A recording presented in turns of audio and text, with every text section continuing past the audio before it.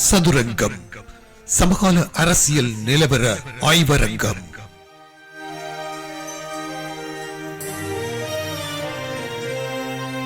Australia சிட்னியிலிருந்து focus Tamil நேரலை மூலம் Melbourne நகரிலிருந்து அரசியல் ஆய்வாளர் ராஜ் அவர்களின் நிகழ்ச்சி தயாரிப்பில் மகேந்திரன் சத்யபாலன் தொகுத்து வழங்கும் சதுரங்கம்.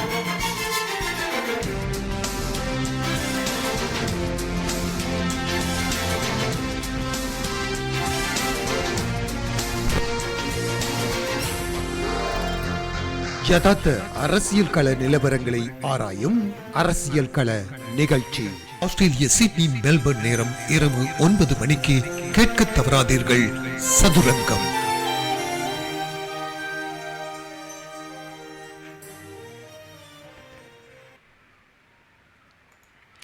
வணக்கம் அன்பு தமிழ் உறவுகளை, மீண்டும் போக்கஸ் தமிழ் வானொலியூடாகவும் போக்கஸ் தமிழ் முகநூல் நேரலையூடாகவும் உங்களோடு நிகழ்ச்சியோடு இணைக்கிறோம்.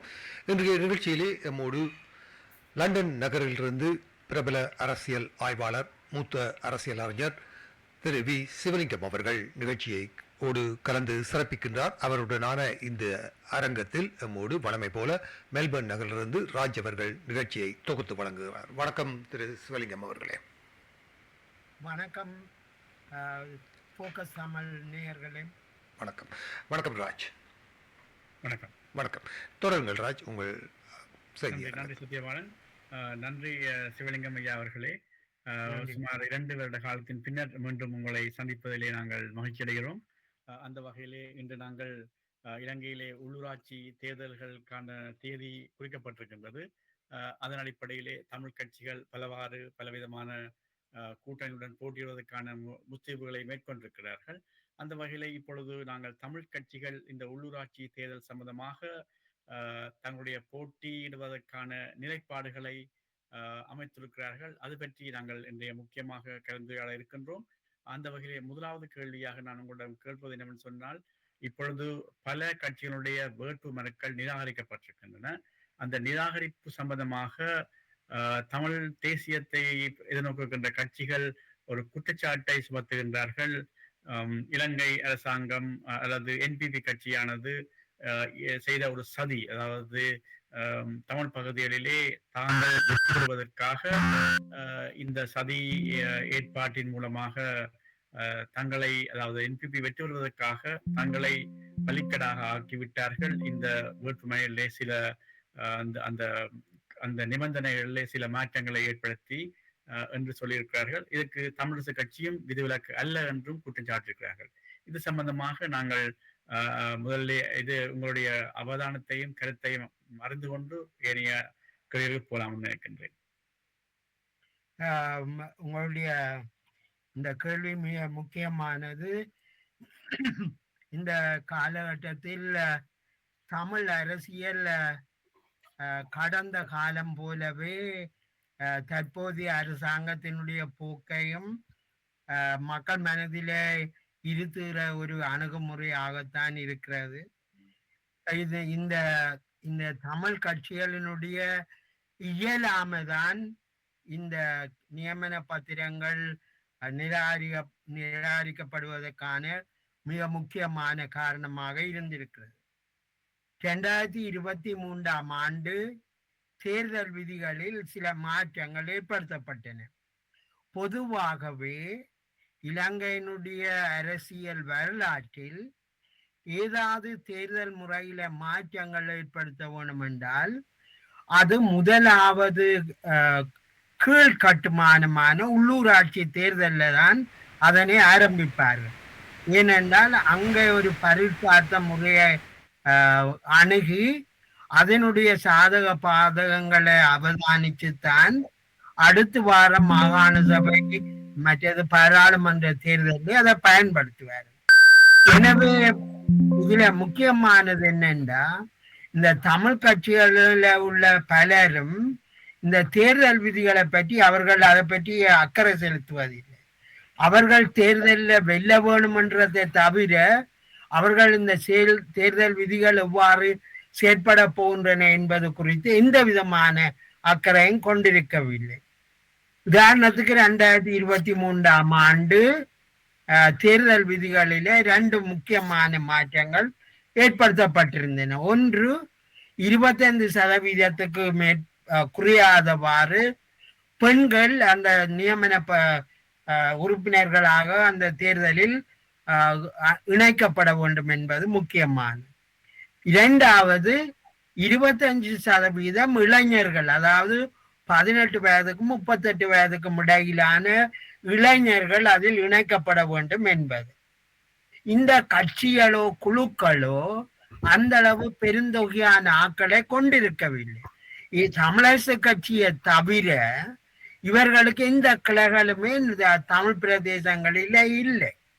இவர்கள் தேர்தல் வரும்போது மட்டும் காசுகளை கொடுத்து அல்லது காசு உள்ளவர்களை தங்களுடைய அமைப்பிலே சேர்த்து அவர்களே விண்ணப்பங்களை நிரப்பி தேர்தலில் போட்டியிட வைப்பாரு. ஆனால் இந்த முறை தேர்தல் ஆணையம் எல்லாவற்றையும் மிக கடுமையாக பார்த்த நிலைமையில் இவர்களால அதை திருத்த முடியலை. உதாரணத்துக்கு சிலவற்றை நாங்கள் நீங்களுடைய கவனத்துக்கு எடுக்கணும். உதாரணத்துக்கு இபிடிபியும் இந்த தேர்தல் போட்டியில ஈடுபடுவதற்காக நியமன பத்திரங்களை தாக்கல் செய்திருந்தது. இந்த அவர்கள் இந்த கட்டுப்பணம் செலுத்துவதற்கும் நியமன பத்திரம் தாக்கல் செய்வதற்கும் இடையில 4 நாட்கள் இடைவெளி வழங்கப்பட்டிருந்தது. இதுக்கு பிரதான காரணம் இவர்கள் நியமன பத்திரங்களை இந்த இடைக்காலத்தில் கொண்டு போய் தேர்தல் ஆணையத்தில் சரிபுள்ளிகளை கேட்கலாம்.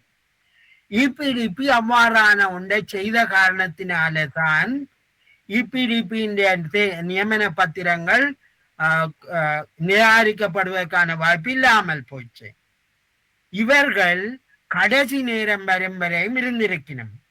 ஏனென்றால் இவர்கள் பல முக்கியமான காரணங்கள். ஒன்று, இவர்களிடம் பணம் இல்லை. இரண்டாவது, பணம் இருந்தாலும் இவர்களிடம் ஆட்கள் இல்லை. ஆட்கள் இருந்தாலும் 25% இளைஞர்கள், 25% பெண்கள் இவர்கள் இல்லை. அப்ப இவர்கள் என்ன செய்கிறார்கள் என்றால் மிகவும் மட்டுமட்டான உதாரணத்துக்கு 25% 40, 18, 38 வயதுக்கு இடைப்பட்டவர்கள் என்றால் இவர்கள் எங்கேயாவது தேடி பிடிச்சு தங்களுடைய பட்டியலில் 25% தக்க மாதிரி கொண்டு போவார். கடைசி நேரத்தில் விண்ணப்பத்தை கொண்டு போகும் பொழுது அங்கு ஒரு விண்ணப்பம் நிராகரிக்கப்பட்டால், அதாவது ஒரு இளைஞருடைய விண்ணப்பம் நிராகரிக்கப்பட்டால் அந்த 25% அவர்கள் அடைய மாட்டார். இதனாலே எல்லா விண்ணப்பமுமே நிராகரிக்கப்படும். அப்ப இந்த இயலாமையை மக்களுக்கு மறைக்கிறதுக்காக அவர்கள் தேர்தல் ஆணையத்தில குற்றம் கூறுகிறார். இது இப்பொழுது என்னென்ன இன்னொரு முக்கியமான அம்சம், இந்த தேர்தலுக்கு கட்டுப்பணம் செலுத்திய நாள்ல இருந்து அந்த பிரதான, அதாவது ஒவ்வொரு குழு தான் இதுல போட்டி போடுது. அந்த குழுவின் அல்லது கட்சி தலைவரின் பெயரை அவர்கள் உள்ளடக்கி ஒரு வாட்ஸ்அப் குரூப் ஒன்றை வச்சிருக்கணும். இவர்களுக்கு ஏதாவது சந்தேகம் இருந்தால் தேர்தல் ஆணையத்தை கேட்கலாம். தேர்தல் ஆணையத்தை ஏதாவது மாற்றங்கள் இருந்தால் இவர்களுக்கு தகவலை தெரிவிக்கும். எதிலுமே இவர்கள் ஈடுபடையில்லை. அப்ப இதுகளை நாங்கள் கவனிச்சு பார்க்கல எங்களுக்கு தெளிவா தெரியுது, இவர்கள் தேர்தல் ஆணையத்தில குற்றங்களை கூறி தாங்கள் மக்களை ஏமாத்துற ஒரு நிலைமை தான் இருக்கிறது. இங்க இன்னும் ஒரு முக்கியமான அம்சத்தை நாங்க பார்க்கலாம். சில சுயாதீன குழுக்கள், சுயேட்சை குழுக்களுக்கு வெளிநாடுகள்ல இருந்து பணம் அனுப்பி இருக்கிறோம் போட்டி போடுறது. அதாவது சில கட்சிகளை தோற்கடிக்கிறதுக்காக சில சுயேட்சை குழுக்களை நியமிச்சு அவர்களுக்கு பணங்களை அனுப்பி வச்சிருந்திருக்கு. இந்த சுயேட்சை குழுக்கள் இந்த பணங்கள் எல்லாத்தையும் வாங்கின பிறகு அந்த பணத்தை தாங்கள் கொள்ளையடிக்கிறதுக்காக தேர்தல் ஆணையத்திலே தவறான விதத்தில நியமன பத்திரங்களை கொடுத்து அவர்கள் தேர்தல் ஆணையம் நிராகரிச்சிட்டு என்று சொல்லி அந்த பணத்தை சுருட்டுறதுக்கான வாய்ப்புகளும் உண்டு. இது நீங்கள் தமிழ் அரசியல்ல இந்த சுத்துமாத்த அரசியல் தொடர்ச்சியாக இருக்கிற இந்த நிலைமையில நாட்டில ஏற்பட்டிருக்கிற இந்த புதிய அரசாங்க மாற்றம் இவர்களால் எதையுமே செய்ய முடியாத ஒரு சூழலுக்கு தள்ளி இருக்கிற பின்னணியில இருந்து நாங்க பார்த்தோமே இருந்தால் இவர்கள் மற்றவர்களை குற்றம் சுமத்துறதன் மூலம் தங்கள் தவறுகளை மறைக்க பார்க்கிறார்கள் என்றுதான் நாங்க புரிந்து கொள்ளணும். சரி, அப்படின்னா நீங்கள் சுருக்கமாக சொல்லுவர்கள் தங்களுடைய இயலாமையை மறைப்பதற்காக இவர்கள் அரசாங்கத்தின் மீதோ அல்லது தேர்தல் ஆணையத்தின் மீது குற்றச்சாட்டை சுமத்திவிட்டு மக்கள் மத்தியிலே தங்களுக்கு பிரபல்யத்தை தேடுவதற்கு முயற்சிக்கிறார்கள் என்று சொல்லலாம். அப்படித்தான்? சரி, அடுத்ததாக இப்படியாக இருக்கும் சந்தர்ப்பத்திலே தமிழ் கட்சிகளை பொறுத்தவரைக்கும் ஒரு சில கூட்டமைப்புகள் அல்லது கூட்டணிகளும் ஏற்படுத்தப்பட்டிருக்கின்றன. முதலாவதாக முக்கியமாக பார்க்கக்கூடியது கஜேந்திரகுமார் தலைமையிலான ஒரு புதிய கூட்டணி. இதுவரை காலமும் கூட்டணி என்பதையே அவர் ஒரு துடக்காக அல்லது தங்களுடன் ஏனைய கட்சிகள் சேர்வதையே வேண்டா வெறுப்பாக பார்த்து கொண்டிருந்த அந்த கஜேந்திரகுமார் அணியினர் இப்பொழுது கடந்த பொது தேர்தலின் பின்னர் அவர்களுக்கு மக்கள் செல்வாக்கு குறைந்து விட்டதை அறிந்துவிட்டு இப்பொழுது ஒரு கூட்டணி அமைத்திருக்கின்றார்கள். அடுத்ததாக தமிழ் ஜனநாயக தமிழ் தேசிய கூட்டணி என்று இன்னொரு கூட்டணி, அப்படி ஆக இன்னும் சில தமிழ் கட்சிகள் தமிழரசு கட்சியோடு சேர்ந்து போட்டியிடுகின்றன. இந்த வகையிலே எந்த கட்சிக்கு தமிழ் மக்கள் ஆதரவளிக்க வேண்டும் என்று நீங்கள் உங்களுடைய சிபாரிசு இருக்கும்? இதுல இந்த உள்ளூராட்சி தேர்தல்ல முதல்ல நாங்கள் இந்த தேர்தல்ல நடக்கிற குளறுபடிய புரிஞ்சு கொண்டால்தான் தமிழ் மக்கள் யாருக்கு வாக்களிக்க வேணும்ன்றதை தாங்களாகவே புரிஞ்சு கொள்ளுவேன். இங்க நாங்க பார்க்க வேண்டியது முதல் தமிழ் தேசியத்தை பேசின கட்சிகளின் நிலை என்ன என்பது. கடந்த ஜனாதிபதி தேர்தலையும் பொது தேர்தலையும் தமிழ் தேசியம் பேசிய அரசியல் கட்சிகளை மக்கள் தோற்கடிச்சிருக்கணும். இதுல முக்கியமாக நாங்கள் தமிழரசு கட்சியை எடுத்துக்கொண்டால் தமிழரசு கட்சி மட்டும்தான் தமிழ் பிரதேசங்கள் முழுவதிலையும் தனக்கான கட்சி கிளைகளையும் வச்சிருந்திருக்குது. அதே நேரத்தில் போட்டி போடக்கூடிய தகுதியையும் வச்சிருந்திருக்கு. அதனாலதான் தமிழ் மக்களுடைய பிரதான ஒரு பிரதிநிதிகளாக தமிழரசு கட்சியை சேர்ந்தவர்கள் தெரிவு செய்யப்பட்டார்கள். இங்கு இன்னும் ஒரு அம்சம் எங்களுடைய அவதானத்துக்குரியது. இங்கு இந்த தேர்தலில் சுமந்திரன் அவர்கள் ஏன் தோற்கடிக்கப்பட்டார் என்பது மிக முக்கியமான அம்சம். இதை நாங்கள் சரியாக புரிந்து கொள்வது இந்த தமிழ் அரசியல் எவ்வாறான ஒரு குறுகிய ஒரு அரசியலுக்குள் சென்று கொண்டிருக்கிறது, தமிழ் மக்களுடைய எதிர்காலம் எவ்வாறான ஒரு சிக்கலான நிலைமைக்கு தள்ளப்படுகிறது என்பதை நாங்கள் அவதானிக்க வேணும். உதாரணமாக நீங்கள் குறிப்பிட்டது போல தமிழ் மக்கள் தேசிய முன்னணியினுடைய அல்லது தமிழ் மக்கள் முன்னணி, தமிழ் மக்கள் தேசிய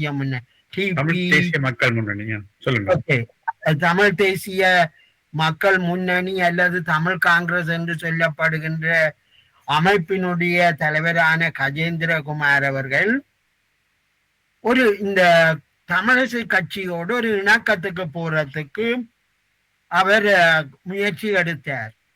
நீங்கள் குறிப்பிட்டது போல கடந்த காலங்களில் தமிழரசு கட்சியை மிகவும் மோசமாக திட்டி தீர்த்த இந்த குழுவினர் பின்னரே தமிழரசு கட்சியோடு ஒரு இணக்கத்துக்கு போனார்கள் என்பதை பார்க்கும் பொழுது தமிழரசு கட்சிக்குள் நடந்த தேர்தலில்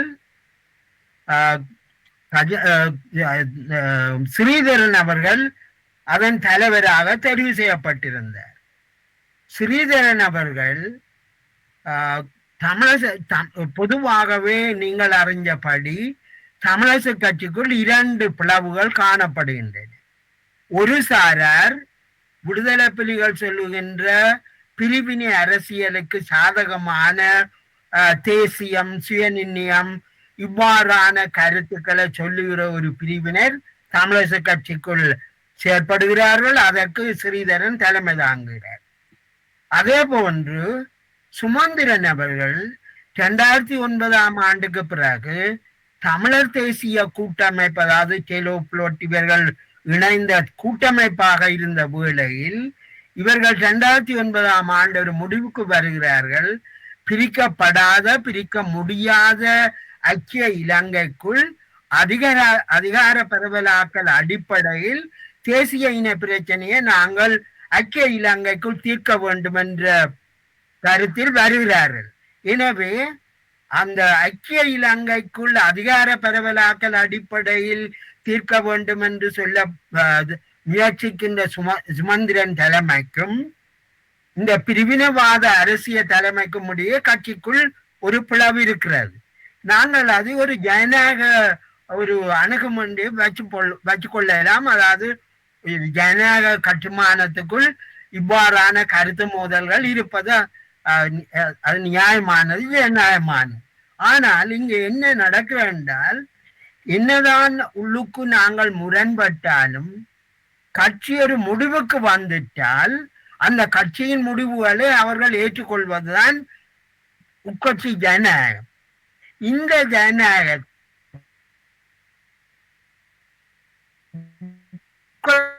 ஜனநாயகத்தை தீர்மானங்களுக்கு எதிராக செயற்பட்டிருக்கிறார். இங்கு ஸ்ரீதரனுக்கு எதிராக தமிழரசு கட்சி சில நடவடிக்கைகள் எடுக்கிறதாக முடிவு செய்த போது கஜேந்திரகுமார் என்ன நினைத்தார் என்றால், அந்த கட்சியை பிளவுபடுத்துவதற்கான வாய்ப்பு இதுதான் என்று அவர் எதிர்பார்த்தார். அவர் இந்த தேர்தலுக்கு பிற்பாடு, அதாவது பொது தேர்தலுக்கு பிற்பாடு அவர் சொல்றார், எங்கள் 3 பேரையும் தமிழ் மக்கள் வந்து ஒரே விதமாக கவனிச்சிருக்கணும் என்று. அதாவது தமிழ் மக்கள் சமஷ்டி அடிப்படையிலான தீர்வை நோக்கி செல்வதற்காகத்தான் தமிழரசு கட்சியையும் ஜனநாயக தமிழர் கூட்டமைப்பையும் தங்களையும் அவர்கள் வாக்களித்தார்கள் என்று இவர் இந்த தமிழ் காங்கிரஸ் கட்சிக்கு கடந்த தேர்தலை விட இம்முறை வாக்குகள் குறைஞ்ச நிலையிலேயும் அவர் இவர்களோடு தன்னை சமப்படுத்துகின்ற ஒரு அரசியலை செய்ய தொடங்கினார். இங்கு அவர் என்ன முயற்சிச்சிருக்கிறார் என்றால், ஸ்ரீதரன் பாராளுமன்றத்தில் இப்பொழுது தலைவராக இருக்கிற காரணத்தினால அந்த கட்சி தலைமை அவர் பலகீனமான ஒருவர் என்றதை இவர் அவதானிச்சு, தான் பாராளுமன்றத்திலே ஒரு பலமான 3 மொழிகளையும் விளங்கிக் கொள்கிற பேசக்கூடிய ஆள் என்ற வகையில ஸ்ரீதரனே தந்தை பக்கம் எடுக்கிறதுக்கான ஒரு சூழ்ச்சி அரசியலை அவர் செய்ய தொடங்கி இருக்கிறார்.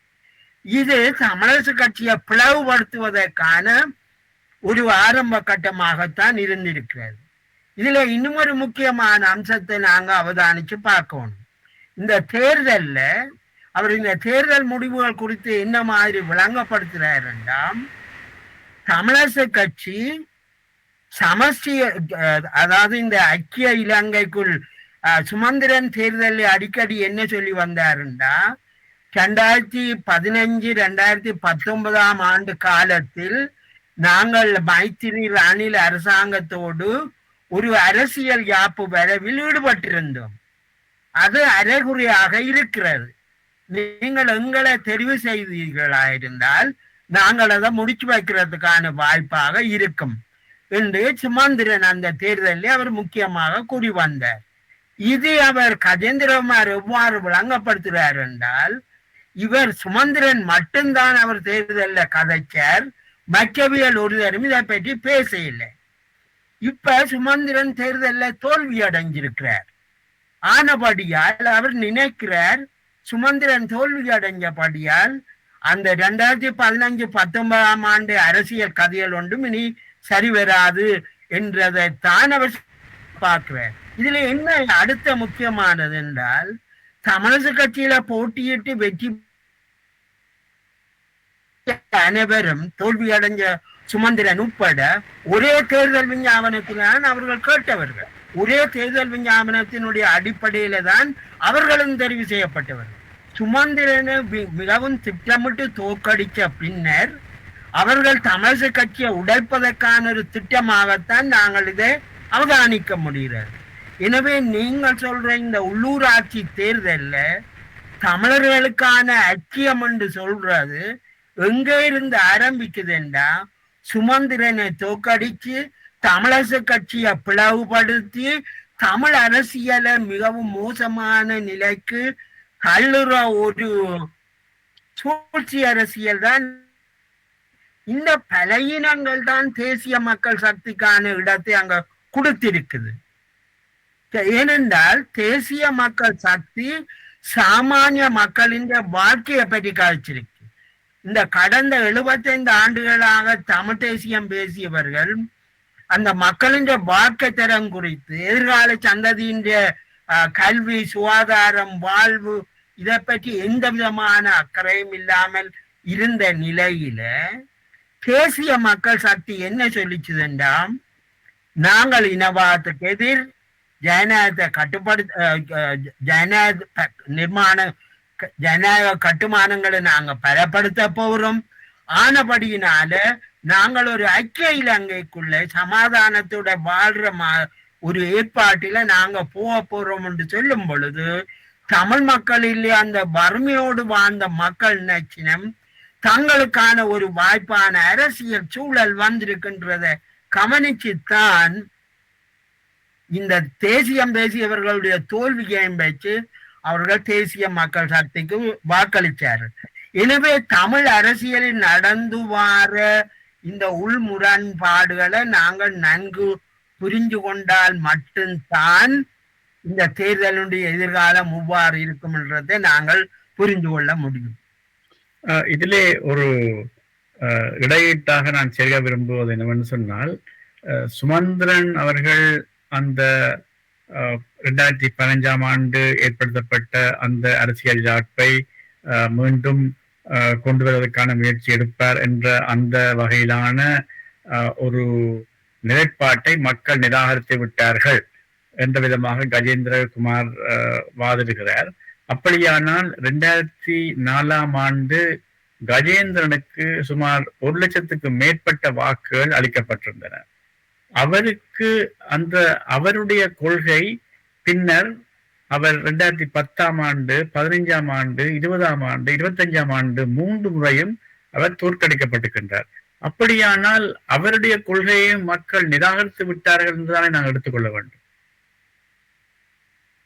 நிச்சயமாக இதுல நாங்கள் கவனிக்க வேண்டியது என்னென்றா, இந்த உள் முரண்பாடுகளை நாங்கள் மக்களுக்கு தெரியப்படுத்தாட்டி, அதாவது மக்கள் அவரை தொடர்ச்சியாகவே நிராகரித்து கொண்டு வருகிறார்கள். அவருடைய இரு நாடு ஒரு தேசம் என்கின்ற கொள்கைகள் எல்லாமே நாட்டுக்கு சரிவராதென்றதை மக்கள் புரிஞ்சுதான் அவர்களை படிப்படியாகவே நிராகரித்து கொண்டு வருகிறார்கள் என்பதை நாங்கள் மக்களுக்கு, அதாவது ஊடகமாகிய நாங்கள் மக்களுக்கு அதை புரியப்படுத்தாட்டி இந்த கருத்து அது தொடர்ச்சியாகவே மக்கள் மனதில விதைக்கப்படக்கூடும். இன்னொரு முக்கியமான அம்சத்தை நாங்கள் இதுல வற்புறுத்தணும். ஏனென்றால் இவரும் சொல்றார் சமஷ்டி, தமிழக கட்சியும் சொல்லுது சமஷ்டி. அப்ப இந்த என்னென்றால் இந்த சமஷ்டி பற்றி சரியாக நாங்கள் இவர்கள் ஏன் இந்த சமஷ்டின்றதை கன்ஃபியூஸ் பண்றார்கள், மக்கள் ஏன் குழப்புறார்கள் என்றால், கஜேந்திரகுமார் சொல்ற சமஷ்டி இரு நாடு ஒரு தேசம் என்கின்ற அடிப்படையில சொல்ற சமஷ்டி கதை. அதாவது தமிழர் பிரதேசம் ஒரு தனி தாயகம், சிங்கள பிரதேசம் ஒரு தனி பிரதேசம், இந்த ரெண்டு முனைஞ்ச ஒரு ஆட்சி கட்டுமானம் தான் சமஷ்டி என்று சொல்ற. அது நாங்கள் கற்பனையில தான் அதை பார்க்கலாம். ஏனென்றால் அப்படியான புறச்சூழல்கள் நாட்டில இல்லை. தமிழரசு கட்சி சொல்லுது நாங்கள் ஐக்கிய இலங்கைக்குள்ள ஒரு சமஷ்டி அடிப்படையிலான கோட்பாடுகளின் அடிப்படையில அதிகார பரவலாக்கல், அதிகார பகிர்வு அடிப்படையில தேசிய இன பிரச்சனைக்கான தீர்வை நாங்கள் பார்க்கலாம். இதைத்தான் தமிழர் தேசிய கூட்டமைப்பும் ஏற்றுக்கொண்டது. அப்ப கஜேந்திரமா சொல்ற சமஸ்டிக்கும் தமிழரசு கட்சி சொல்ற சமஸ்டிக்கும் இடையில பாரிய வேறுபாடு இருக்கிறது. இவர்கள் தமிழ் மக்களை குழப்புகிறார்கள். இதை ஊடகங்கள் தெளிவாக அடையாளப்படுத்தி அவர் தொடர்பான குழப்பங்களை மக்கள் மனதில தெளிவுபடுத்தாட்டி அவர்களுடைய பிழை அல்லாது ஊடகவியலாளர்களாகிய நாங்கள் அரசியல் சம்பந்தமான விளக்கங்களை வழங்கக்கூடிய நாங்கள் அதை மக்களுக்கு முன்னால தெளிவுபடுத்துறது எங்கட வரலாற்று கடமை என்றுதான் நான் நினைக்கிறேன். சரி, இந்த முரண்பட்ட கட்சிகளை கொண்ட ஒரு கூட்டணியாக கஜேந்திரகுமாருடைய கூட்டணி அமைந்துள்ளதாக என்னுடைய பார்வை இருக்கின்றது. அதாவது ஐங்கரநேசன், சிவாஜிலிங்கம் மற்றும் அருந்தபாலன் போன்றவர்கள் தலைமை சேர்ந்த கூட்டணி கஜேந்திரகுமாருடைய அந்த கொள்கைகளுக்கு இடையிலே வேறுபாடுகளை கொண்ட கூட்டணியாக காணப்படுகின்றது. இந்த கூட்டணி இந்த தேர்தலுக்கு பின்னரும் தொடர்வதற்கான சந்தர்ப்பம் இருக்கும் என்று நீங்க நினைக்கிறீர்களா? இது ஒரு முக்கியமான கேள்வி. ஏனென்றால் நாங்கள் நினைக்கிறோம் அவர்கள் ஒரு 10 பேர் அல்லது ஒரு 5 பேர் சேர்ந்து, அதாவது இலங்கையின் அரசியல் சட்டத்தின்படி 7 பேர் சேர்ந்தா ஒரு கட்சி ஒன்றை உருவாக்கலாம். தொழிற்சங்கம் அமைக்கிறது போலத்தான் இது ஒரு கட்சியையும் அமைக்கலாம். அவர் மனசி பிள்ளைகள் மற்றும் உறவினர்களை வச்சுக்கொண்டு ஒரு கட்சியை வச்சுக்கொண்டு எல்லாரும் தாங்கள் தலைவர்கள் வரலாம். நாங்களும் இலங்கையிலே அது கட்சியாக பதிவு செய்யப்பட்டிருக்கிறது என்ற காரணத்தினாலே அவர்களை கட்சி என்று சொல்லி நாங்களும் பேசிக்கொண்டிருக்கலாம். ஆனால் உண்மையாகவே தமிழ் பிரதேசங்கள் முழுவதும் கிளைகளை வச்சு தங்களுடைய கட்சி கொள்கைகளை அந்த மக்களுக்கு புகட்டி அந்த மக்கள் அந்த கட்சியினுடைய கொள்கைகளை புரிஞ்சு கொண்டு அதுக்கான வாக்குகளை அளிக்கும் போதுதான் அது ஒரு கட்சி என்ற பரிமாணத்தை பெறுகிறது. எனவே இவர்கள் யார் என்று பார்த்தா இவர்கள் உதிரிகள். இவர்கள் எந்த கட்சிக்குள்ளையும் கட்டுப்பட மாட்டார்கள். இந்த கட்சிகளுக்குள்ள ஜனநாயகமே இல்லை. ஒரு ஜனநாயக உரிமைகளுக்காக போராடுற கட்சிகள் உட்கட்சி ஜனநாயகத்தை வச்சிருக்கேன் என்றால் எப்படி நாங்கள் இவர்கள் ஜனநாயக உரிமைகளை பெற்று தருவார்கள் என்றது எதிர்பார்க்கிறது. எனவே மன்னிக்கவும், நீங்கள் உட்கட்சி ஜனநாயகம் ஒன்று இல்லை என்று சொல்வது கஜேந்திரகுமார் தொடர்ச்சியாக தலைமை பதவியை எடுத்து வைத்துக் கொள்வதும் பரம்பரையாக இலங்கை அகில இலங்கை தமிழ் காங்கிரஸ் குடும்ப கட்சியாக இருப்பதை சொல்கிறீர்களா? அல்லது நிச்சயமாக இதுதான். அதாவது பரம்பரை சொத்துக்களை தங்க சொத்துக்களாக வச்சு கொண்டிருக்கிறதும் சமீபத்தில் நீங்க பார்த்திருப்பீங்க தமிழ் காங்கிரஸ் கட்சி ஒரு புளிய விட்டுட்டு எப்ப சொல்றாருண்டா 3வது சந்ததிக்கு பிறகுதான் அவர் சொல்றாரு. அவர் என்ன சொல்றாரு என்றால் 50க்கு 50 ஜிஜி பொன்னம்பலம் கேட்கிறார். 50க்கு 50 கிடைக்காட்டி அவர் என்ன செய்திருக்கணும் என்றால் அவர் சமஸ்டிக்கு வந்திருக்க வேணும். அப்ப அதாவது ஜிஜி பொன்னம்பலம் செய்த புள்ளிய பிறகு அந்த கட்சியை தகப்பன் எடுக்கிறார் குமார் பொன்னம்பலம். அவரும் அப்போது இந்த புலிகளை பற்றி சொல்ல இல்லை. இப்ப கஜேந்திரகுமார் என்ன சொல்றாருன்னா அண்டைக்கு விட்ட புலியை நாங்கள் இன்றைக்கு ஏற்றுக்கொள்ளுகிறோம். இது ஒரு தமிழ் மக்களின் அரசியல் சிந்தனைய கேலிக்குள்ள தள்ளுறது மாதிரி. 3வது 4வது சந்ததி தன் பேரன் விட்ட பிள்ளைக்கு இந்த அரசியல் தமிழ் மக்களை ஒரு அடி முட்டாள்களாக சிந்திக்கிற இதுல இருந்து எங்களுக்கு என்ன புரிஞ்சு கொள்ளக்கூடியதா இருக்கின்றால் தமிழ் சமூகத்துக்குள்ள ஒவ்வொரு அரசியல் பிளவுகள் காணப்படுகிறது, ஒவ்வொரு அரசியல் கூறுகள் காணப்படுகிறது. அவர்கள் உதிரிகளே தவிர தமிழ் மக்களின் ஒரு பரந்த அரசியல் சிந்தனைகளை தேவைகளை பிரதிபலிக்கிற ஒரு கட்சிகளாக இவை இல்லை. ஆனபடியா இவைகள் உதிரிகள். நாங்கள் உதிரிகளுக்கு உரிய இடத்தை கொடுக்க வேணுமே தவிர நாங்கள் போய் தமிழரசு கட்சியையும் சிவாஜிலிங்கத்தையும் ஒரு இடத்தை காட்டுறது, இதெல்லாம் சில வேளை ஊடகங்களாகிய நாங்களே அந்த பிழைகளை விடுகிறோம். ஏனென்றால் இவர்கள் 2 பேரும் ஒரு தட்டில வச்சு பார்க்கக்கூடியவர்கள் அல்ல. எந்த விதத்திலும் தமிழ் மக்களுடைய நலன்களை பிரதிபலிக்கக்கூடிய அமைப்புகளாக இவர்கள் இல்லை. இவர்கள் ஒட்டுமொத்தமாக உதிரிகள், ஒரு சின்ன குழு ஒன்றினுடைய கோஷ்டிகளாக இருக்கலாமே தவிர இவர்கள் அரசியல் கட்சி என்று வரையறுக்கிற அந்த கட்டமைப்புக்குள் இவர்கள் இல்லை. எனவே நிச்சயமாக இந்த சக்திகள் தமிழ் மக்களால நிராகரிக்கப்பட்டால்தான் தமிழ் மக்களுடைய அரசியல் எதிர்காலத்தை பற்றி ஒரு நியாயமான விவாதத்துக்குள்ள போறதுக்கு ஒரு வாய்ப்பு கிடைக்கும்.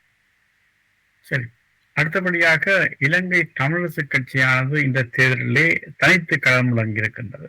அதாவது சில முன்னெடுப்புகள் மேற்கொள்ளப்பட்டிருந்தன, ஒரு சில சபைகளிலே ஒன்றாக போட்டியிடுவது சம்பந்தமாக. ஆனால் அப்படி இருந்தும் கூட எந்த ஒரு தமிழ் கட்சியும் கூட்டணி அமைக்காமல் ஒரு சில இடங்களிலே முஸ்லிம் காங்கிரசுடன் சேர்ந்து கூட்டணி அமைத்துக் கொண்டு ஏனைய இடங்களிலே, அதாவது 95 வீதத்துக்கு மேற்பட்ட இடங்களிலே 99 விதமான இடங்களிலே தமிழரசு கட்சி தனியாகத்தான் போட்டியிடுகிறது. அப்படி போட்டியிடும் நிலையிலே இவர்களுடைய வெற்றி வாய்ப்பு எவ்வகையாக அமையும் என்று நீங்க எதிர்பார்க்கிறீர்கள்? இதை நாங்கள் 2 விதமாக பார்க்க வேணும். ஒன்று, தமிழரசு கட்சி எவ்வாறான அரசியல் கோட்பாட்டு அடிப்படையில் அது இயங்க பார்க்கிறதுன்றதை நாங்க புரிஞ்சு கொள்ளணும். அதுக்கு பிறகுதான் தமிழ் மக்கள் வாக்களிப்பார்களா இல்லையா என்பது குறித்து நாங்க பார்க்கல.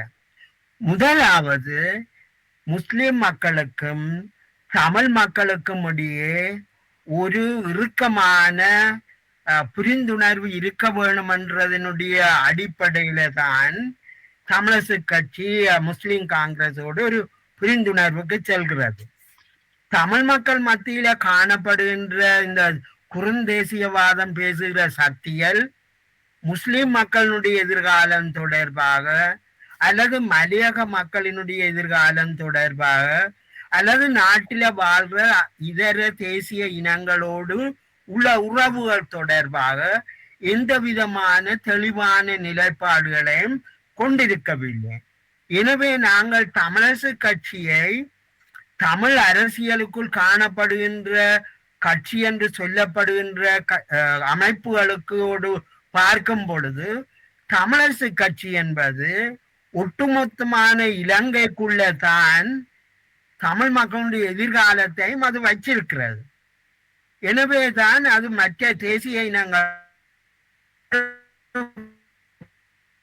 வேண்டும் என்கின்ற கொள்கையில் அதனுடைய அணுகுமுறை காணப்படுகிறது. எனவே அந்த அடிப்படையில் தமிழரசு கட்சி இந்த தேர்தலில் போட்டியிடும் ஒரு எதிர்காலத்துக்கு ஒரு நல்ல வழிமுறையாக இருக்கலாம் என்பதுதான் என்னுடைய அவதானிப்பு. இதனுடைய கருத்து, தமிழரசு கட்சியை நாங்கள் ஆதரிக்கணும், தமிழரசு கட்சிக்கு வாக்களிக்க வேண்டும் என்பதை நாங்கள் எப்படி பார்க்கிறது என்று பார்த்தால், தமிழ் மக்கள் மத்தியிலே செயற்படுகிற அரசியல் கட்சிகள் தமிழ் மக்களின் அரசியல் எதிர்காலம் தொடர்பாக என்ன நியாயமான வழிமுறைகளை மக்களுக்கு சொல்ல பார்க்கிறது, என்ன மாதிரியான அணுகுமுறைகளை வச்சிருக்கிறது. இந்த அடிப்படை கேள்விகளை நாங்க கேட்கிறதின் மூலம்தான் எந்த கட்சிக்கு வாக்களிக்க வேண்டும் என்பதை நாங்கள் தீர்மானிக்கணும். இதிலே நான் தமிழ் கட்சி ஒரு நியாயமான கட்சி என்று நான் சொல்ல வரையில்லை. ஏனென்றா கடந்த 75 வருஷ காலமாக தமிழ் மக்கள் இந்த மாதிரியான ஒரு நிலைமைக்கு தள்ளப்பட்டதுக்கு தமிழரசு கட்சி பிரதான காரணம். தமிழரசு கட்சிக்குள்ள இருந்த உள் முரண்பாடுகள் அதே ஒரு சரியா இருந்திருக்கு. இந்த தடைகளில இருந்து தமிழரசு கட்சி வெளியேற வேண்டும் என்பது மிக முக்கியமான ஒரு நிபந்தனையாக இருக்கிறது.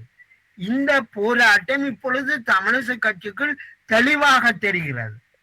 அதாவது நாங்கள மக்களோட இதர தேசிய இனங்களோட நல்லுறவோடு எங்களோட பிரச்சனையை அணுகுவதோ அல்லாட்டி பிரிவினையை பேசி நாங்கள் தனித்துவமானவர்கள் இவர்களோடு வாழ முடியாது என்கின்ற ஒரு ஒரு அதாவது செக்டேரியன் அரசியலை நாங்க பின்பற்றுவதோ என்ற கேள்வியில இருந்துதான் தமிழ் மக்கள் யாருக்கு வாக்களிக்கணும், எதிர்கால சந்ததி என்ன மாதிரியான ஒரு சூழல்ல சந்தோஷமாக அமைதியாக வாழ முடியும், அதுக்கான அரசியல் பாதை எந்த கட்சி தருகிறது என்பதை மக்கள் புரிந்து கொள்ளணும்.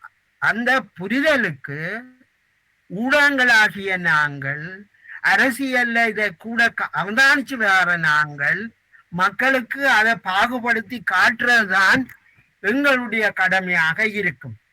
அவர்கள் இதை புரிஞ்சு கொண்டால் எந்த கட்சிக்கு வாக்களிக்க வேண்டும் என்பதை அவர்கள் தானாகவே புரிஞ்சு கொள்வார்கள். ஏனென்றால் ஒவ்வொரு தேர்தலையும் மிகவும் புத்திசாலித்தனமாகவே வாக்களிச்சிருக்கணும். ஆனபடியா தமிழ் மக்களை நாங்கள் யாராவது வழிகாட்ட வேணும் என்ற ஒரு தேவை இருக்காது என்றுதான் நான் நினைக்கிறேன். எந்த கட்சிக்கு நாங்கள் வாக்களிக்க வேண்டும் என்பதை தீர்மானிக்க வேண்டுமா, அல்லது நாங்கள் எந்த கட்சிக்கு வாக்களிக்க கூடாது என்பதிலே கவனமாக இருக்க வேண்டும்? நிச்சயமாக நான் நினைக்கிறேன் எந்த கட்சிக்கு வாக்களிக்க கூடாது என்பதில் தான் நாங்கள் மிகவும் கவனமாக இருக்கணும். அதாவது எங்களுடைய கவலை எப்போதுமே கடந்த இறந்து போனவர்களை பற்றி பேசி இனி பிரயோஜனம் இல்லை. இன்றைக்கு வாழ்றவர்கள், நாளைக்கு வாழ போறவர்கள், நாளைக்கு பிறக்க போறவர்கள், அவர்களுக்காக நாங்கள் ஒரு நல்ல எதிர்காலத்தை எந்த கட்சி தருகிறதோ அவர்களுக்கு ஆதரவாக இருக்கணும் என்றால் அந்த நோக்கங்களுக்கு இடையூறாயிருக்கிற சக்திகளை மக்கள் நிராகரிப்பது அவசியம். அதாவது தமிழ் மக்கள் மத்தியில இருக்கிற சின்ன சின்ன வேறுபாடுகள் எல்லாத்தையும் பெருசுபடுத்தி தங்களுடைய சுயநலன்களுக்காக, தங்களுடைய அரசியல் இருப்புகளுக்காக, வெளிநாடுகள்ல இருந்து சிலர் கொடுக்கிற காசுகளுக்கு கூலி ஆட்களாக செயற்படுகின்ற இந்த சக்திகளை அடையாளம் காட்டுவது ஊடகங்கள்னதும் அரசியலை ஓரளவு புரிந்து கொண்டவர்களதும் கடமை. அந்த வகையில் நாங்கள் தீய சக்திகளை கடந்த 75 வருட காலங்களாக எங்களுடைய தமிழ் மக்களுடைய வாழ்வில முன்னேற்றம் ஏற்படாமைக்கு காரணம் யார், யாருக்கு இதுக்கு தடையாக இருக்கிறார்கள்? இன்றைக்கு வரும் வரையும் சிங்கள மக்களுக்கும் தமிழ் மக்களுடைய சுவர்களை எழுப்புகிற ஒரு அரசியலை யார் செய்கிறார்கள்? முஸ்லிம் மக்களையும் மலைய மக்களையும் முனைய விடாது தடுக்கிற அரசியலை யார் செய்கிறார்கள்? இதை நாங்கள் நன்றாக புரிந்து கொள்ளணும். இந்த தேசியம் பேசுகிறவர்கள் உலகம் முழுவதிலும் தங்களுடைய பிள்ளைகள் தமிழ் மொழியை கைவிட்டு வேற்று மொழிகளை கற்று அதில வேலை வாய்ப்புகளையும் கல்வி உயர்வுகளையும் பெறுகிற அந்த சூழல்ல அவ்வாறான ஒரு சூழல் எங்களுடைய சமூகத்தில கிடைக்கிறதுக்கே நாங்க தடையாக இருக்கிறோம். இதை நாங்கள் கேள்வி எழுப்பி, அதாவது நாங்கள் பணங்களை கொடுத்து எங்கட மக்களுடைய வாழ்க்கையில முன்னேற்றம் ஏற்படாமல் தடை செய்கிற இந்த அரசியலை நாங்கள் தோற்கடிக்காத வரை அது பெரிய ஆபத்தாகத்தான் இருக்கும். நாங்கள் அடுத்தபடியாக ஒரு ஆக்சிடென்ட், ஒரு விபத்தின் காரணமாக பாராளுமன்ற உறுப்பினராக வந்துவிட்டார் என்று விமர்சிக்கப்படுகின்ற அர்ஜுனா வைத்தியர், அர்ஜுனாவுடைய கட்சியும் கூட பல இடங்களிலே தங்களுடைய வேட்புமனுக்களை தாக்கல் செய்துவிட்டு பல நிராகரிக்கப்பட்டிருக்கின்றன. அது சம்பந்தமாகத்தான் நீங்கள் சூசகமாக சில தகவலையும் தெரிவித்திருந்தீர்கள் நினைக்கின்றேன். அவருடைய அந்த தெரிவு, அதன் மூலம் இப்பொழுது மக்களுக்கு ஏற்பட்டிருக்கும், தமிழ் மக்களுக்கு ஏற்பட்டிருக்கும் ஒரு சிக்கலான நிலை, அதாவது அவமானகரமான நிலை, இதை பற்றி உங்களுடைய கருத்து என்ன?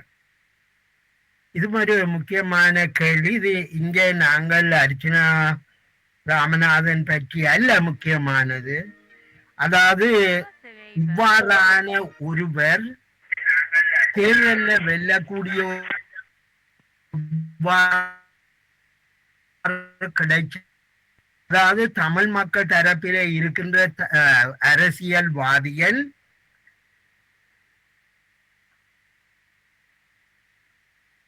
மக்களுடைய அன்றாட வாழ்வில் ஏற்பட்டு வருகின்ற பிரச்சனைகள் தொடர்பாக அவர்கள் எந்த கவனமும் செலுத்தவில்லை.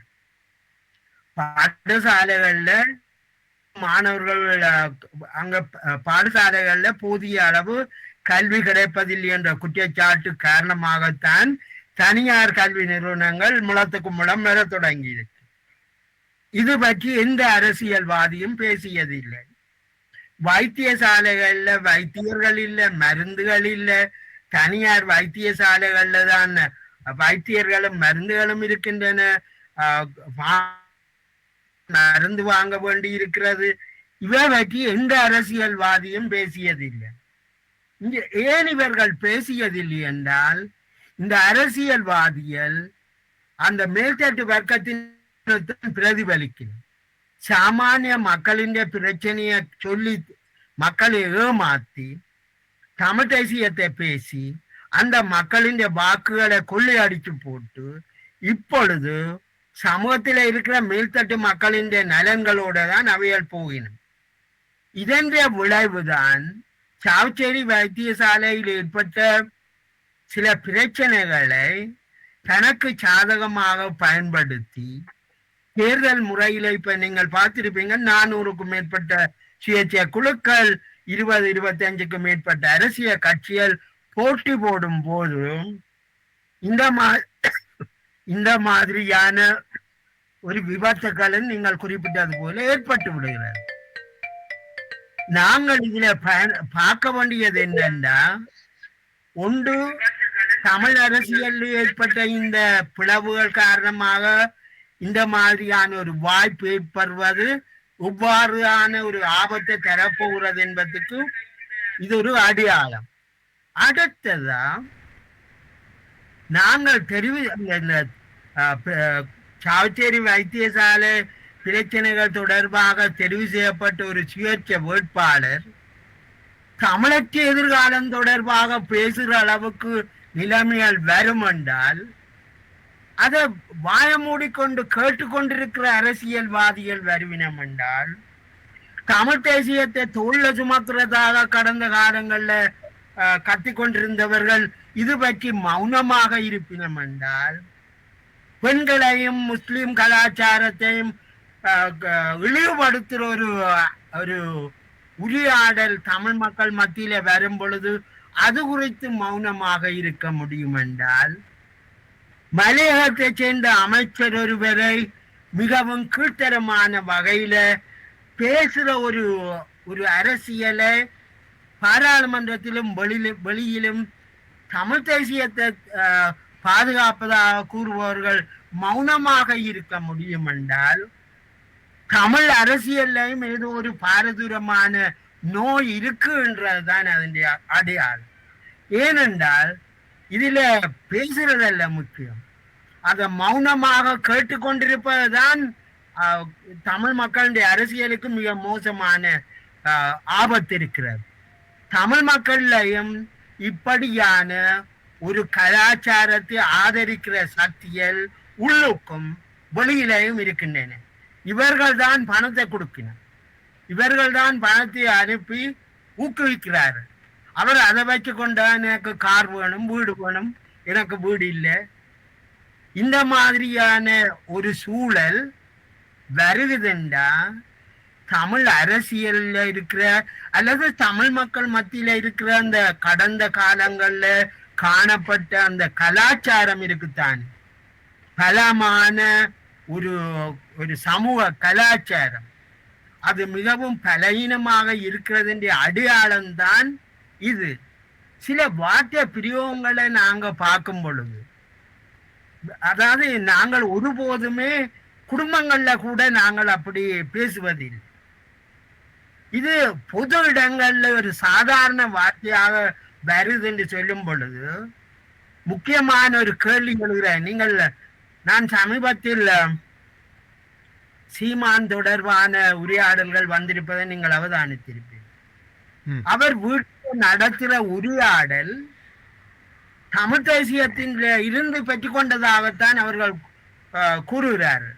சில தூஷண வார்த்தைகளை சீமான் சாதாரணமாகவே வீட்டில் பேசுவார் என்று குறிப்பிடப்படுகிறது. அப்ப இதெங்க இருந்து அது கிடைக்கிறது? அப்ப இது இந்த 30 வருட கால போராட்டம் இவ்வாறான சமூக பிற்போக்கு அம்சங்களையும் அது தன்னுக்குள்ள வச்சிருக்குது. அதுக்கான வாய்ப்பு வரைக்குள்ளே அது திறந்து விட்டிருக்குது. இந்த மாதிரியான கலாச்சாரம் உள்ள சக்திகளை நாங்கள் பிள்ளைகள் நடந்திருக்கும் தேர்தலை இப்படியான ஒரு பலவீனமான நிலைமைகள் வரைக்குள்ள இந்த மாதிரியான ஒரு தவறான விதிகளும் முளைச்சிடும். ஆனா இது சமூகத்தின் நிரந்தரமான அடையாளமாக இருக்கிறதாக நாங்கள் எதிர்பார்க்க கூடாது. இந்த மாதிரியான விஷ விதைகளை ஆரம்பத்திலேயே நாங்கள் களியெடுக்கணும். தமிழ் மக்களுக்கு இதை சொல்லணும். இவர் இவ்வளவு புனிதமானவராக இருக்கலாம், இவர் இவ்வளவு படிச்சிருக்கலாம், ஆனா பண்பாட்டு நெறியலை பின்பற்ற முடியாத மனிதர்கள் எங்களை பிரதித்துவப்படுத்துற சொல்ற அந்த அந்த வாய்ப்பை நீங்கள் கொடுக்க கூடாது.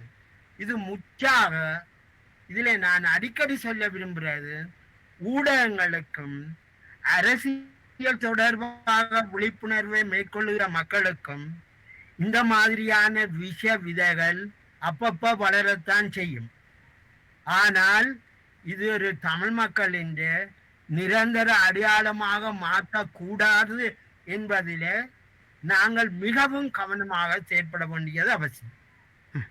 இந்த வேளையில் நம்மோடு ஒரு நேயர் நிகழ்ச்சியோடு இணைந்து கொள்ளுகிறார். அவரை இணைத்துக் கொள்ளலாம். வணக்கம். வணக்கம். வணக்கம். வணக்கம், பேசுங்கள். இவன் பற்றி புதிய ஃப்ரம் பிரான்ஸ். நீண்ட காலத்து பிறகு சிவலிங்கம் அவருடைய குரல் கேட்பதில் மகிழ்ச்சி. ஒரு ஆணித்தரமான பேச்சை பேசக்கூடியவர், எந்த விதமான பாசிச அச்சுறுத்தலுக்கும் அடிபணியாமல் பேசும் ஒருவரை நாங்கள் பிடிக்கும். அந்த வகையில இன்றைக்கு எங்களுடைய அரசியல் ஆமா இல்ல அவர் நிறைய பார்த்து சொல்லிக் கொண்டு இருக்க. இன்றைக்கு அரசியல் களத்திலே தேசியம் என்ற அந்த அதை பாசிசத்துக்கு வெள்ளையடிக்கும் ஒரு பயன்பாடாக பயன்படுத்தி கொள்வதை பற்றி எப்படி இணைக்க, இது எந்த அளவுக்கு எந்த காலம் வரை இது நீடிக்கும், இந்த அழிவு பாதை எவ்வளவு காலம் வரை நீடிக்கும் என்று நீங்கள் கருதுகிறீர்கள்?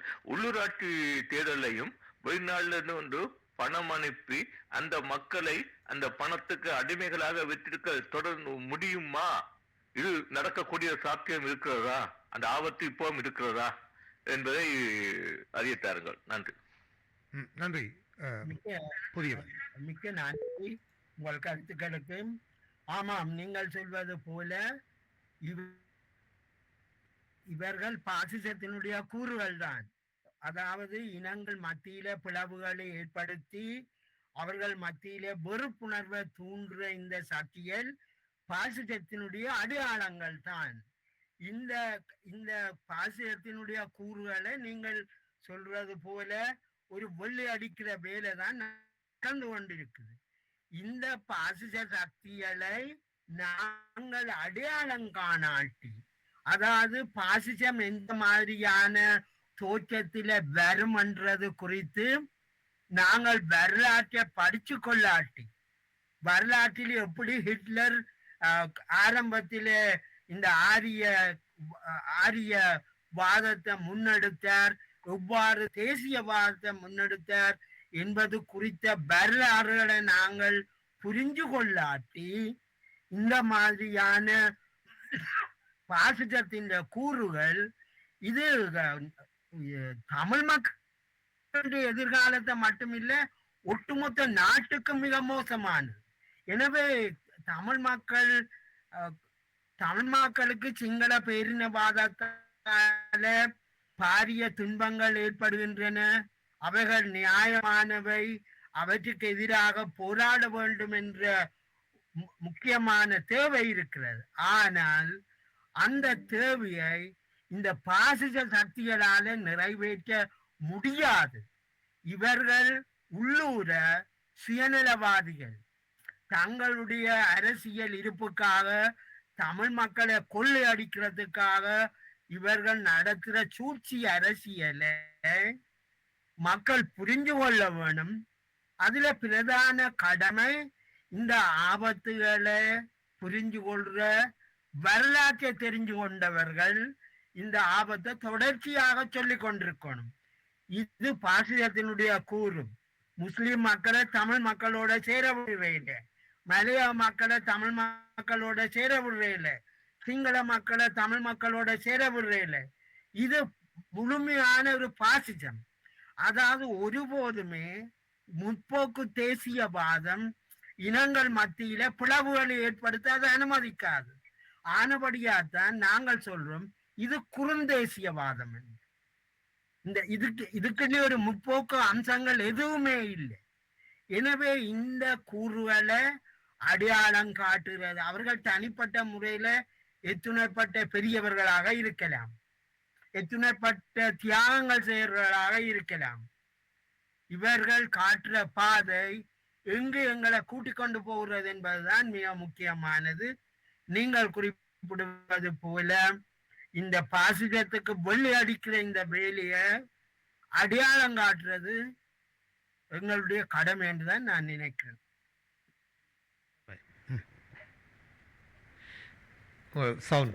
எடுத்துக்கொண்டு தொடரலாம் நினைக்கிறேன். நன்றி நன்றி ராஜ். அருமையான கேள்விகளை கேட்டிருந்தீர்கள். சிவலிங்கம் ஐயா அவர்களும் நல்ல பதில்களை தந்திருந்தார்கள்.